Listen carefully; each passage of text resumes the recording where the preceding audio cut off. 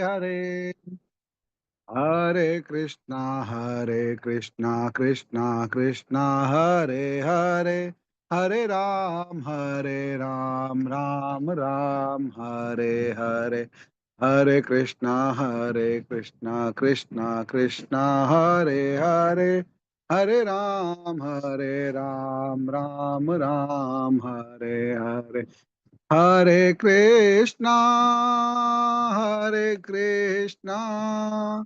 कृष्णा कृष्णा हरे हरे, हरे रामा हरे रामा राम राम हरे हरे, हरे कृष्णा कृष्ण कृष्ण हरे हरे, हरे राम राम राम हरे हरे।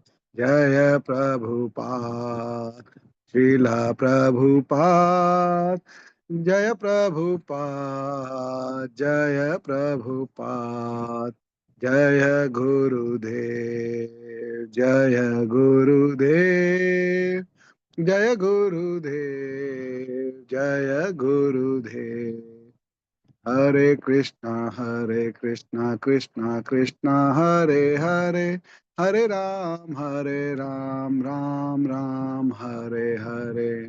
जगत गुरु श्रील प्रभुपाद जी की जय। नित्याय गौर प्रेमानंदे, हरि हरि बोल। हरे कृष्णा। हरे कृष्णा। वेंकटेश प्रभु जी, दनत प्रणाम। Thank you very much. आप हर बार की तरह नई धुन गाते हैं। आपको हाँ नई नई धुन गाने में बड़ा आनंद आता है। हाँ हाँ। लेकिन मैंने पहले भी जैसे आपसे चर्चा की थी, आप गा सकते हैं।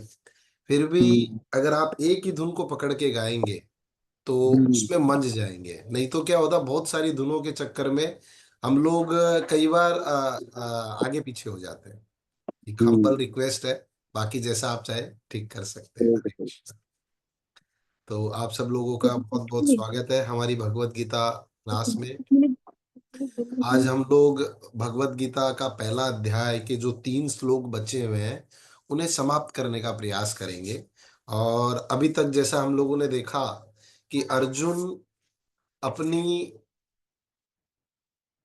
अपने आप को युद्ध से बचाने के लिए गुरु परंपरा से प्राप्त ज्ञान के आधार पर भगवान को कन्विंस करने की कोशिश कर रहे हैं। उसी परंपरा में वो अभी आज हमें 44 श्लोक में लेके जाएंगे। तो मैं स्क्रीन शेयर करता हूं, और जो लोग रीड करना चाहते हैं प्लीज रेज हैंड कर दीजिए।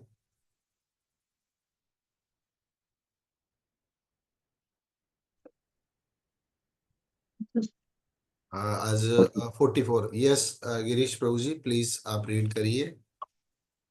Forty sorry, four. मैं मंगलाचरण भूल गया, तो हाँ तो मंगल मंगलाचरण कर देता हूँ।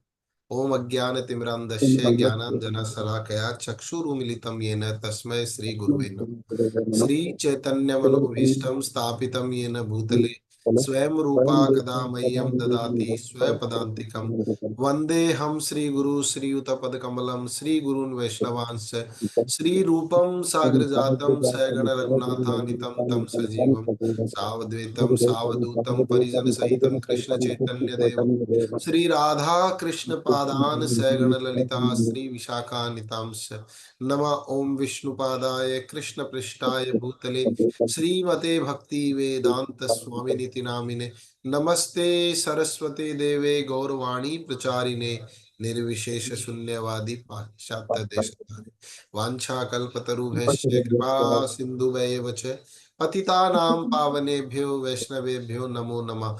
जय श्री कृष्ण चैतन्य प्रभु नित्यानंद श्री अद्वैत गदाधर श्रीवास आदि गौर भक्त। हरे हरे कृष्ण कृष्ण कृष्ण कृष्ण कृष्ण हरे कृष्ण हरे, हरे हरे राम राम हरे राम राम राम राम हरे राम हरे। हरे हरे। यस गिरीश प्रभु जी, Yes. 44 नंबर श्लोक। अहो बत महत्पापम कर्तुम व्यवसिता व्ययम, यद्राज्य यद्राज्य सुख सुखलोभेन लोभेन हन्तु हंतुम स्वजनम स्वजनमुद्यता। उद्यता। शब्दार्थ अनुवाद तात्पर्य श्रील प्रभुपाद जी के द्वारा। श्रील प्रभुपाद जी की जय। अहो, ओह, बत कितना आश्चर्य है ये। महत महान पापम पाप कर्म कर्तुम करने के लिए व्यवसिता निश्चय किया है। वयम हमने यत क्योंकि राज्य सुख लोभेन राज्य सुख के लालच में आकर अंतुम मारने के लिए स्वजनम अपने संबंधियों को उद्यता तत्पर। ओ, कितने आश्चर्य की बात है कि हम सब जघन्य पाप करने के लिए उद्यत हो रहे हैं। राज्य सुख भोगने की इच्छा से प्रेरित होकर हम अपने ही संबंधियों को मारने पर तुले हैं। तात्पर्य, स्वार्थ के वशीभूत होकर मनुष्य अपने सगे भाई, बाप या माँ के वध जैसे पाप कर्मों में प्रवृत्त हो सकता है। विश्व के इतिहास में ऐसे अनेक उदाहरण मिलते हैं, किंतु भगवान का साधु भक्त होने के कारण अर्जुन सदाचार के प्रति जागरूक है। अतः वह ऐसे कार्यों से बचने का प्रयत्न करता है। हम्म। देखिए, इस श्लोक से हम समझ सकते हैं कि अगर हम हमारे लोभ के लिए, जैसे कुरु लोग कर रहे थे, कौरव लोग, दुर्योधन पार्टी, वो अपने सुख के लिए पांडवों से युद्ध कर रहे थे, जबकि अर्जुन या यहाँ भगवान, अर्जुन ने भी बहुत सारे युद्ध किए हैं और भगवान ने भी बहुत सारे युद्ध किए और अपने स्वजनों तक को मारा है। भगवान ने जो सबसे पहला अपना सबसे बड़ा स्वजन मारा, किसे मारा? कंस को। और कंस को मार के क्या भगवान स्वयं राजा बने थे? नहीं। भगवान ने राजा किसे बनाया? उग्रसेन जी को। क्यों? क्योंकि उग्रसेन जी ने सदैव कंस का विरोध किया कि तुम गलत कर रहे हो। इवन जब वसुदेव और देवकी मैया का पहला पुत्र हुआ और जब वो कंस के पास लेके गए थे उस पुत्र को, तो कंस ने वो पुत्र पहले तो लौटा दिया, लेकिन फिर अपनी असुरी प्रवृत्ति जागृत होने के कारण उसने उस पुत्र को लिया और उसे मार दिया। तो उस समय राजा थे उग्रसेन महाराज। उग्रसेन महाराज को जैसे ही पता चला इस बात का, उग्रसेन महाराज ने अपनी पूरी सेना को आदेश दिया कि इस दुष्ट पापी कंस को पकड़कर आप जेल में डाल दीजिए। लेकिन कंस इतना बलशाली था, उग्रसेन की सेना से अपने मित्रों सहित युद्ध कर कर कंस ने उग्रसेन जी जो उसके पिता उन्हें बंदी बना के युद्ध में डाल दिया। तो भगवान ने कंस को मारा लेकिन खुद राजा नहीं बने। ऐसे ही भगवान ने रावण को भी मारा लेकिन खुद राजा नहीं बने। किसे बनाया? विभीषण जी को। ऐसे ही अर्जुन ने युद्ध किए बहुत सारे, जैसे जिसमें अर्जुन का युद्ध हम देखते हैं कि अ,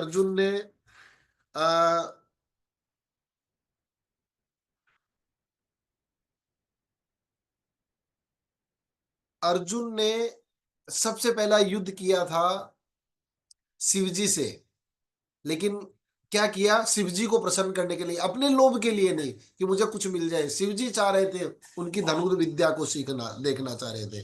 फिर द्वैत वन में अर्जुन ने गंधर्वों से युद्ध किया है, जो कि मैं पीछे आपको स्टोरी भी बताया था कि अर्जुन ने द्वैत वन में गंधर्वों से युद्ध किया राजा महाराज युधिष्ठिर की आज्ञा से। और उन गंधर्वों ने दुर्योधन एंड पार्टी को बंदी बना लिया था, इसके लिए, अपने सुख के लिए नहीं।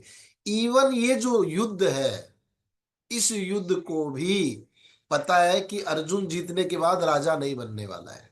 राजा कौन बनेंगे? युधिष्ठिर महाराज। भगवान ने जरासंध को मारा और क्या किया? उसके बेटे सुखदेव को राजा बना दिया।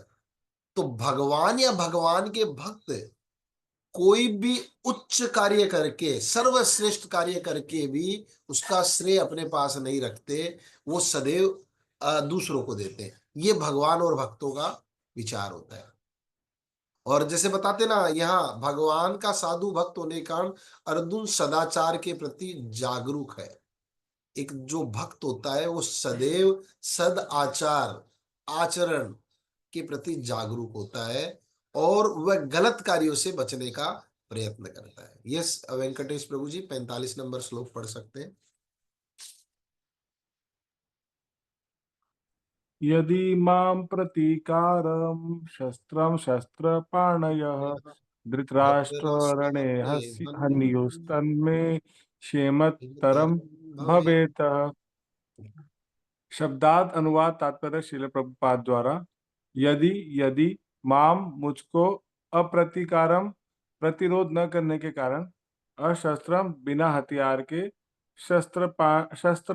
शस्त्रपाण्य शस्त्रधारी धृतराष्ट्र के पुत्र रणे युद्ध भूमि में हन्यु मारे तत् व में मेरे लिए क्षेमतरम श्रेयस्कर भवेत होगा। अनुवाद।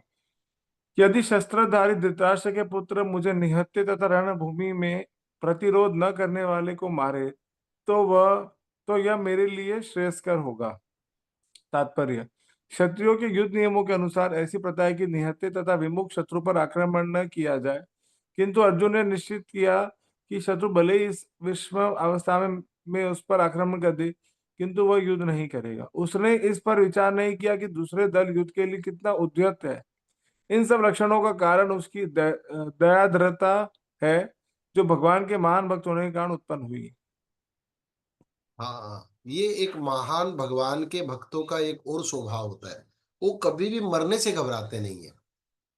वो गलत कार्यों के विरोध में अपने आप को मारने के लिए भी तैयार होते हैं। इसका सबसे बढ़िया एग्जाम्पल किसी के ध्यान में आ रहा है कि जो पाप कार्यों से बचने के लिए अपने को मारने के लिए तैयार हो गए। अगर हम शास्त्रों में से देखें तो सबसे पहले ध्यान में महाराज आता है सीता माता का। यस, कौन प्रभु जी क्या बोले? महाराज परीक्षित उन्हें महाराज परीक्षित महाराज परीक्षित का कैसे प्रभु जी? वो उन्होंने बेसिकली वो जब अपराध किया था तो वो भागवतम सुनने कर लिया था कि उसके अलावा कुछ उन्होंने ऐसे कुछ कार्य नहीं किया जिससे उनको मतलब कष्ट हो सामने वाले। हाँ, लेकिन उन्होंने कुछ गलती भी की थी। वो चाहते तो उस गलती का निवारण कर सकते थे। मैं यहां बात कर रहा हूं कोई गलती नहीं है। जैसे सीता मैया ने क्या गलत किया? रावण उन्हें उठा के ले गया था। उसके पूर्व जन्म में जब वो वैदेही थी और तपस्या कर रही थी भगवान विष्णु की प्राप्ति के लिए, तो रावण आता है और रावण उनके साथ उनके बाल को पकड़ लेता है। उन्होंने तुरंत अपने प्राण त्याग दिए, एक क्षण भी नहीं लगाया। इवन जब वो सीता मैया के रूप में थी, रावण जब उन्हें पकड़ कर ले गया तो वहां पर भी वो हर समय मरने के लिए तैयार थी, लेकिन रावण की गलत बात मानने के लिए तैयार नहीं थी। ये भगवान के भक्त का स्वभाव होता है। इवन रामचंद्र भगवान, अब हम सोचेंगे रामचंद्र भगवान क्या हुआ? रामचंद्र भगवान सीता मैया के विरह में कई बार ऐसा सोचे थे कि मैं अपने प्राण त्याग दूं।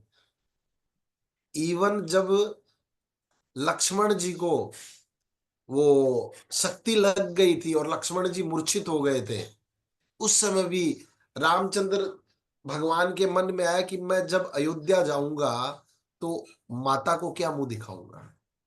उस समय भी उनके मन में विचार आता है। इवन जब पहली बार जब वो रावण को देखते हैं, वो और सुग्रीव रावण को देखते हैं, तो सुग्रीव जी आवेश में आ जाते हैं और तुरंत रावण से युद्ध करने चले जाते हैं। और उस युद्ध में सुग्रीव जी जब परास्त होते रहते हैं तो भगवान को बड़ा दुख होता है और वो मन में सोचते हैं कि यहाँ सुग्रीव अगर नहीं बचेगा तो मैं रावण को मारकर ये जो राज्य है मैं किसे दे दूंगा? विभीषण को। और अयोध्या का राज्य दे दूंगा भरत जी को, और मैं अपने प्राण त्याग दूंगा। भगवान ने हम लोगों के सामने एक मैसेज दिया है। सबसे बड़ा एग्जाम्पल आता है रुक्मणी देवी। जब द्रौपदी। रुक्मिणी कुछ बोल रहे हैं रितिका माता जी? मैं द्रौपदी जी बोलने वाली थी प्रभु जी। द्रौपदी जी कब? वो जब उनकी कोई उसमें गलती नहीं थी, फिर भी वो जो द्वंद खेला गया था उसमें उनको दांव पे लगा दिया गया था, और फिर चीर हरण का जो भी कथा हुई थी तो उसमें उनकी भी कोई मिस्टेक नहीं थी, बट फिर भी उनको उसका भुगतान भुगतना पड़ा। हाँ, मैं यहाँ ये बात कर रहा हूं कि ये जो प्रसंग चल रहा है कि एक जो भक्त होता है वो मरने के लिए तैयार रहता है कभी भी। तो उसी द्वंद में जैसे रुक्मणी जी है, रुक्मणी जी का ये कब आया, कोई बताएगा? रुक्मणी जी कब मरने के लिए तैयार हो गई थी? जब उन्होंने विवाह एक वो रखा था प्रस्ताव कृष्ण जी के लिए, तब अर्जुन जी ने मतलब कृष्ण जी ने वेश बदल के उनको शादी रुकवाने के लिए वो गए थे और अर्जुन जी भी उनके साथ गए थे। तब उन्होंने सबसे लड़के उनके साथ हाँ, लेकिन इसमें अर्जुन नहीं गया था माता जी। कुछ कंफ्यूजन है आपको। Okay, sorry. उस समय उनके पिताजी और भाई स्पेशली शिशुपाल के साथ उनकी शादी करना चाह रहे थे। जी जी प्रभु जी। तो उन्होंने बताते हैं कि पूरे इतिहास का पहला लव लेटर रुक्मणी जी ने भगवान कृष्ण को लिखा था। हम्म। तो उस प्रेम पत्र में उन्होंने लिखा था कि अगर आप नहीं आए तो मैं अपने प्राण त्याग दूंगी, मुझे मरना मंजूर है, लेकिन आपके अलावा मैं किसी के बारे में सोच भी नहीं सकती हूँ। ऐसा रुक्मणी जी का विचार था, वो भी तैयार थी। इवन हम लोग देखते हैं रघुनाथ दास गोस्वामी हमारे जो षड गोस्वामियों में से एक है, सनातन गोस्वामी। रघुनाथ दास गोस्वामी कब दास गोस्वामी जब चैतन्य महाप्रभु इस धरा धाम को छोड़ के चले गए थे, तो वो वृंदावन क्यों गए? ये सोचकर कि मैं गोवर्धन से नीचे कूदकर अपने प्राण त्याग दूंगा भगवान के विरह में, कि मैं भगवान का बिना मैं कैसे जीऊंगा, भगवान के बिना तो मेरे लिए कोई जीवन ही नहीं है।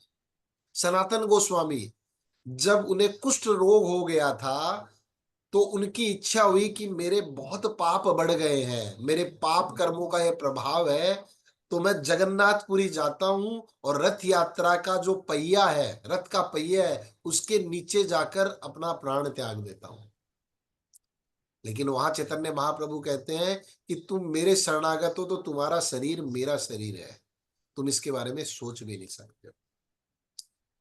और लास्ट में अगर हम बात करें तो सती माता, जब उन्होंने देखा कि उनके पिता भगवान शिव के लिए अपशब्द कह रहे हैं, उन्हें सम्मान नहीं दे रहे हैं, तो वो तुरंत तैयार हो गए, अपने प्राण त्याग दिए उन्होंने। उसी उसी जगह पे उन्होंने अपने प्राण त्याग दिए। तो ये भगवान के भक्त का एक स्वभाव है, वो और मरने प्रभु से जी, कभी नहीं डरता।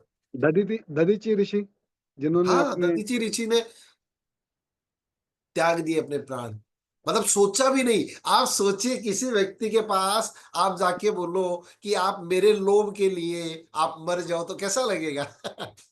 लेकिन फिर भी हम देखते हैं कि इंद्र और देवतागण गए और उनसे उनका शरीर मांगा, और उन्होंने खुशी खुशी उन्हें अपना शरीर प्रदान कर दिया। बहुत अच्छा। यस नंद किशोर जी, आप कुछ कहना चाह रहे हैं?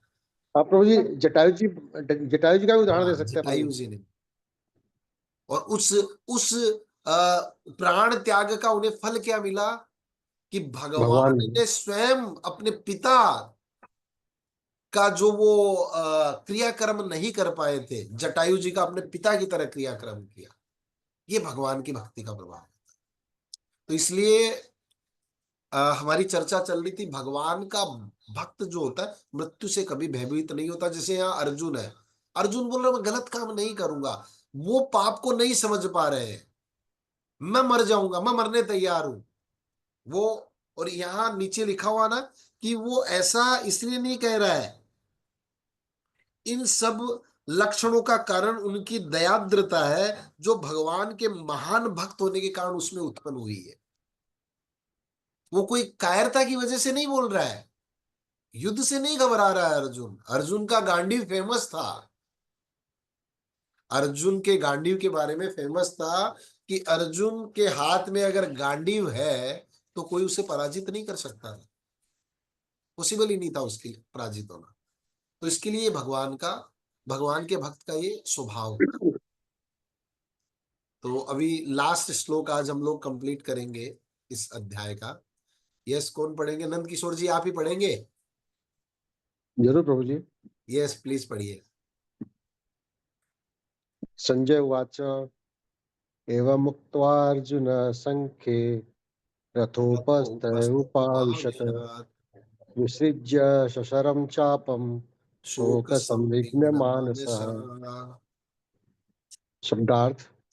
संजय उवाच, संजय ने कहा, एवं इस प्रकार, उक्त्वा कहकर, अर्जुन अर्जुन संख्य युद्ध भूमि में रथ के उपस्थे आसन पर उपाविशत पुनः बैठ गया। विसृज्य एक ओर रखकर सशरम वाणों सहित चापम धनुष को शोक से संविघ्न संतप्त उद्विग्न मानसः मन के भीतर। अनुवाद। संजय ने कहा, युद्ध भूमि में इस प्रकार कहकर अर्जुन ने अपना धनुष तथा बाण एक ओर रख दिया और शोक संतप्त चित्त से रथ के आसन पर बैठ गया। तात्पर्य। अपने शत्रु की स्थिति का अवलोकन करते समय अर्जुन रथ पर खड़ा हो गया था, किंतु वह शोक से इतना संतप्त हो उठा कि अपना धनुष बाण एक ओर रखकर रथ के आसन पर पुनः बैठ गया। ऐसा दयालु तथा कोमल हृदय व्यक्ति जो भगवान की सेवा में रत हो, आत्मज्ञान प्राप्त करने के योग्य है। इस प्रकार भगवत गीता के प्रथम अध्याय कुरुक्षेत्र के युद्ध स्थल में सैन्य निरीक्षण का भक्ति वेदांत तात्पर्य पूर्ण हुआ। ओम। अब देखिए, यहाँ वैसे पहला अध्याय कंप्लीट हो गया है, लेकिन यहाँ बताया गया है शोक संक्षिप्त चित्त से। शोक दो तरह का होता है, एक अज्ञान के कारण और दूसरा शोक होता है ज्ञान के कारण।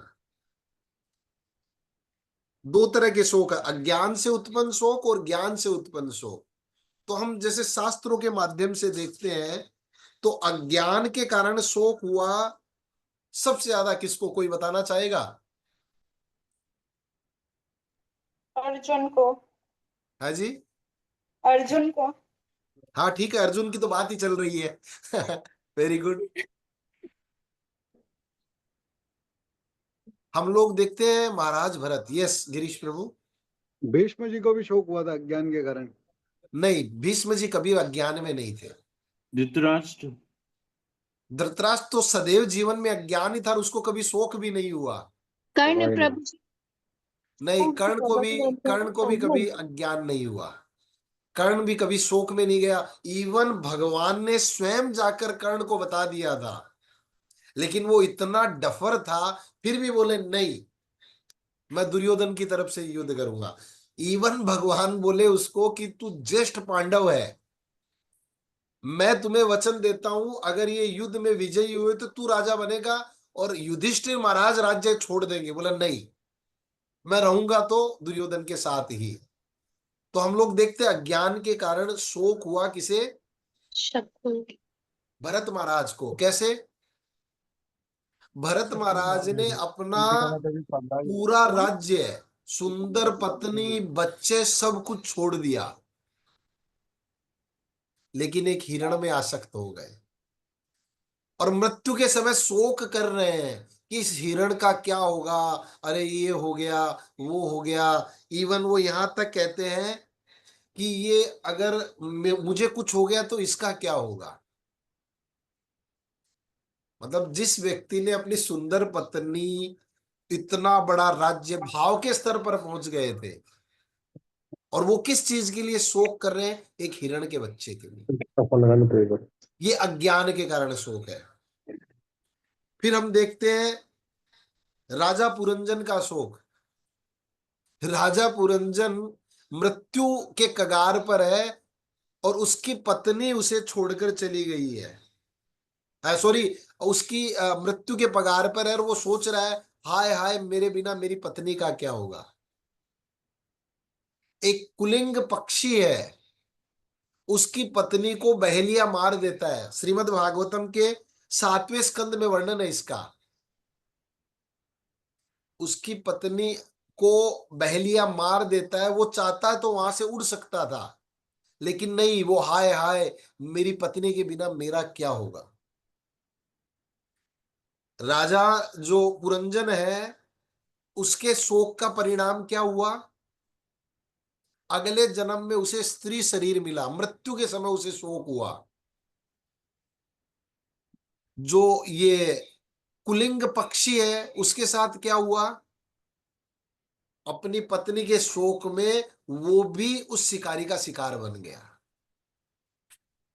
और महाराज भरत का क्या हुआ? अगले जन्म में उन्हें भी हिरण बनना पड़ा। तो ये अज्ञान के कारण शोक है। फिर हम देखते हैं ज्ञान के कारण शोक। ज्ञान के कारण शोक होता है। अभी हमारे मंदिर में श्रीमद् भागवतम चल रही है, उसमें 3रा स्कंद, देवहूति माता। देवहूति माता को ज्ञान होता है कि मेरे इतने तपस्वी पति, इतने बड़े योगी पति, इनके साथ मैंने मेरा जीवन बर्बाद कर दिया। मेरा बेटा स्वयं भगवान, लेकिन मैंने मेरा जीवन बर्बाद कर दिया। वो उनसे शोक करती है, अपने आप को धिक्कारती है। फिर हम देखते हैं अजामिल का शोक। अजामिल को कब शोक होता है? कोई बताना चाहेगा? गिरीश प्रभु के अलावा और कोई नहीं? यस गिरीश प्रभु। अजामिल को जब वो नारायण नारायण मृत्यु के समय चिल्लाता है, वो बोलता है, अपने पुत्र के प्रति आसक्त हो जाता है, तो उसको फिर याद आता है कि उसने जो प्रैक्टिस की थी अपने 25 साल तक भगवान की, ये वो, और फिर वो बाद में कर नहीं पाया अपने मोह मोह के कारण। जो अपनी जो जिस चीज में वो इंद्र तृप्ति में ज्यादा फंस गया था, उस चक्कर में वो कर नहीं पाया, सब कुछ जानने के बाद भी। तो उसको बहुत शौक हुआ। उसे शोक होता है जब यमदूत के द्वारा विष्णु दूत उसे बचा लेते हैं। बचा उसे ले। लगता है मैंने मेरा जीवन बर्बाद कर दिया। हम्म। पिंगला वेश्या का, भगवान स्वयं पिंगला वेश्या के बारे में 11वें स्कंद में कहते हैं। मेरा फेवरेट श्लोक है, आशा ही परम दुखम निराशा ही परम सुख। मतलब इस भौतिक जगत के प्रति जो आशा है, मेरी पत्नी, मेरे बच्चे, मेरा परिवार, मेरा समाज, मेरा कुल, ये सब मुझे बचा लेंगे, ये हमारे सबसे बड़े दुख का कारण है। पिंगला वेश्या भगवान स्वयं कह रहे हैं। उसे शोक होता है कि मैंने मेरी पूरा दिन इसी इंतजार में बिता दिया, कोई आएगा और मुझे पैसा देके जाएगा, जबकि उस समय का मैं सदुपयोग कर सकती थी भगवान की भक्ति करने में। उसे भी शोक होता है, लेकिन वो ज्ञान होने के कारण शोक होता है। और जैसे उसे इस ज्ञान का होता है, वो आराम से जाके सो जाती है और भगवान का नाम लेती जाती है। फिर उसके बाद में है राजा पुरूरवा को शोक। राजा पुरूरवा है, उनकी पत्नी थी उर्वशी, और वो अपनी पत्नी के प्रति इतने आसक्त थे कि जब उर्वशी उन्हें छोड़कर चली गई तो वो इतना परेशान होते हैं, इतना परेशान होते हैं कि वो वापस आते वो आ जाए। लेकिन जब वो आ जाती है, उसके साथ वो हजारों वर्षों तक भोग कर कर थक जाते हैं, तो शोक करते हैं कि मैंने मेरा जीवन बर्बाद कर दिया, इस समय का मैं सदुपयोग कर सकता था। तो जैसा कि मैं बता रहा था, शोक 2 तरह के हैं। एक होता अज्ञान के कारण शोक, उसमें हम अज्ञान में ही रहते हैं, उन चीजों के बारे में शोक करते हैं। जैसे हम लोगों को भी शोक रहता है, मेरा घर छोटा है, मेरे बच्चे ये चीज नहीं कर पाए, मुझे, मेरे पास गाड़ी छोटी है, मेरा बिजनेस अच्छा नहीं चल रहा है, मेरे ये है, मेरे वो है। ये है अज्ञान के कारण शोक। और ज्ञान के कारण शोक क्या? मेरी उम्र 46 साल हो गई है, 45 साल हो गई है, 50 साल हो गई है, 40 साल हो गई है, 20 साल हो गए, मैंने मेरा जीवन बर्बाद कर दिया। हमारे प्रभुपाद जी एक भजन गाते हैं, हरि हरि हरि हरि विफल जन्म गोड़ाइनु, मनुष्य जन्म पाइया राधा कृष्ण ना भजिया, जानिया सुनिया विष खाइनु।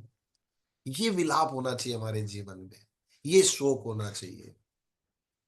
नहीं तो या तो शोक पूरे कर लो या शोक कर लो।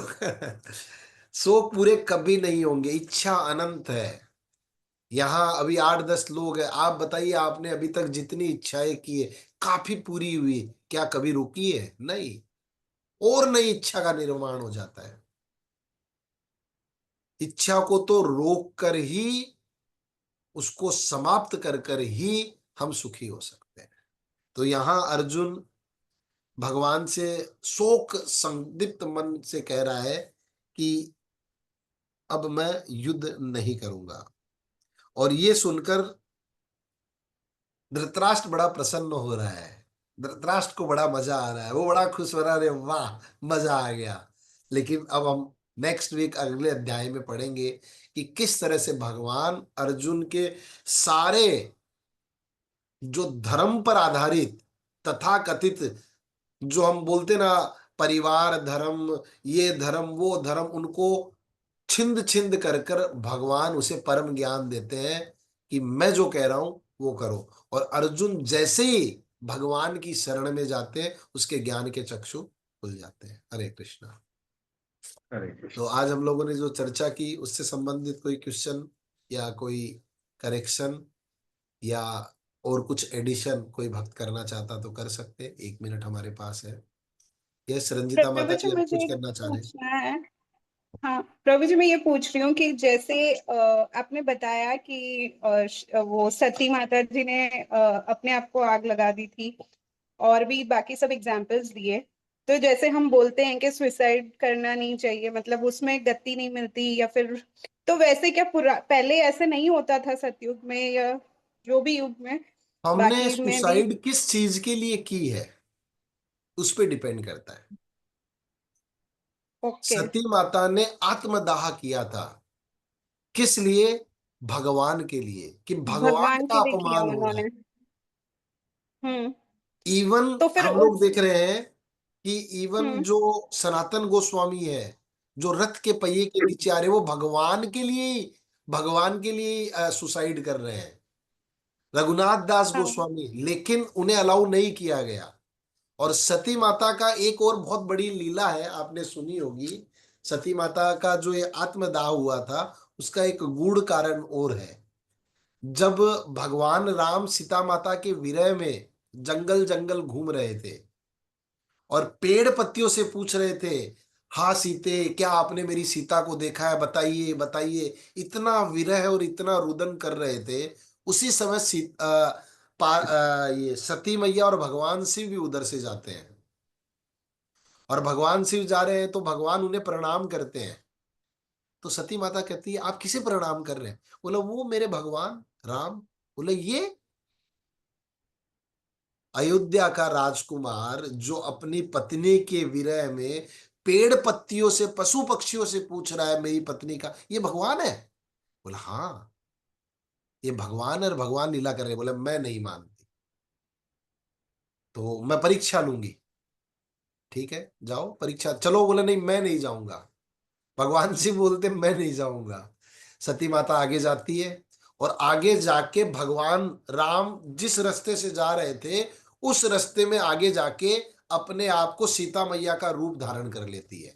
और उन्हें मन में था कि जैसे ही भगवान राम मुझे इस रूप में देखेंगे, बोले, अरे सीता तुम मिल गई, मैं तुम्हारे लिए कितना परेशान था, ऐसी सब बातें होगी। लेकिन जैसे ही भगवान राम सती मैया को देखते हैं तो बोलते हैं, माता प्रणाम, शिवजी कहाँ है?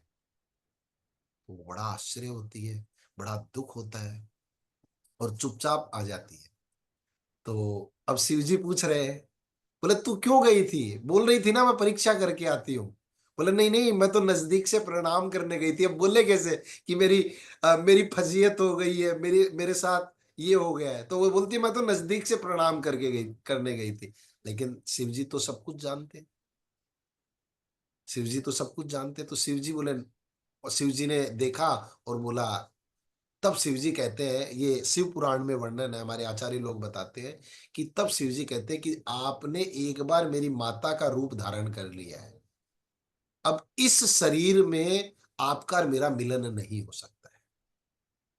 तो एक कारण ये भी था, सती मैया ने अपना शरीर त्यागा था, जो मुझे जानकारी है। बाकी जो अच्छा। आत्मदाह कभी भी अच्छा नहीं गिना जाता माता जी। हम्म। Okay Prabhu ji, thank you. हरे हरे कृष्णा। कृष्णा, दंडवत प्रणाम। वाञ्छा कल्पतरुभ्यश्च कृपा सिन्धुभैव च पतितानां पावनेभ्यो वैष्णवेभ्यो नमो नमः। अनंत कोटि वैष्णव वृंद की जय। नामाचार्य श्रील हरिदास ठाकुर की जय। जगत गुरु श्रील प्रभुपाद की जय। तो अब हम नेक्स्ट क्लास नेक्स्ट वीक करेंगे। अभी हमारी ये क्लास मंडे टू वेडनेसडे रहेगी। हरे कृष्णा, नमः प्रणाम। हरे कृष्ण।